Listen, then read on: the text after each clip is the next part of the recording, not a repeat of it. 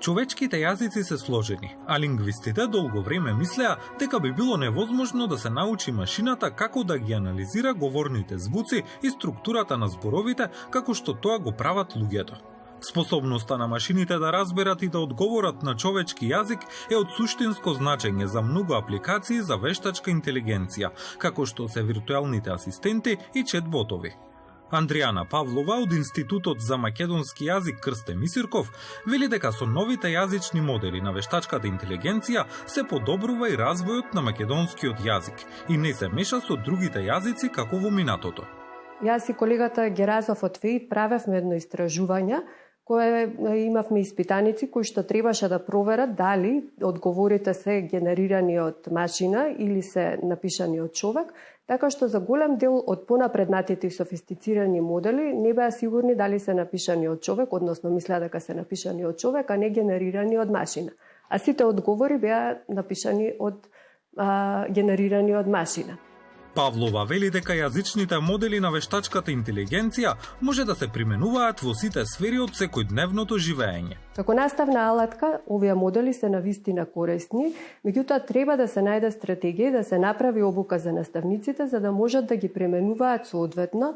Доколку тоа не го направиме сега во овој момент, тогаш учениците ќе бидат склони кон искористување на моделите односно кон злоупотреба на моделите за препишување или за други цели. Вештачката интелигенција може да се користи за преведување од странски на македонски јазик, за создавање на романи, раскази, песни, но таа никогаш нема да создаде дела како некои македонски автори, смета професорот од Филолошкиот факултет Блаже Конески, доктор Николче Мицкоски.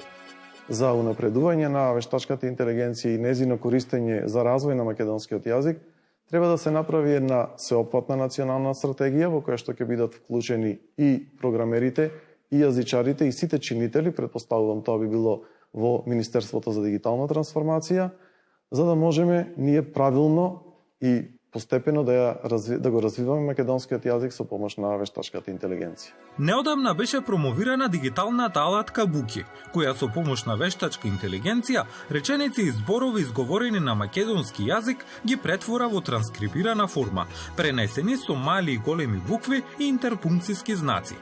Професорот Никола Стиков, кој е еден од авторите на оваа платформа, вели дека идејата потекнала по смртта на неговиот татко, чии што аудио снимки за македонското радио сакал да ги транскрибира на македонски јазик.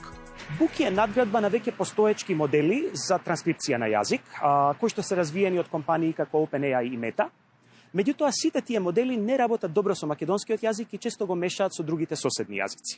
Ние додадовме околу 60 часа тренинг, транскрипти од Институтот за антропологија и етнологија, снимки од нашата платформа Наука за деца на Фондација Кантарот, отворени гласови од Mozilla платформата и ги истрениравме користејќи ги овие додатни материјали за моделот Буки да биде уште поточен со добра интерпункција и без грешки.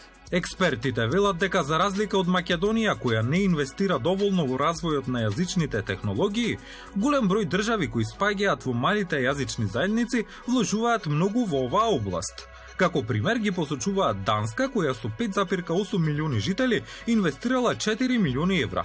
Исланд со 360.000 жители инвестирала 13 милиони евра, а од регионот Словенија инвестирала повеќе од 4 милиони евра.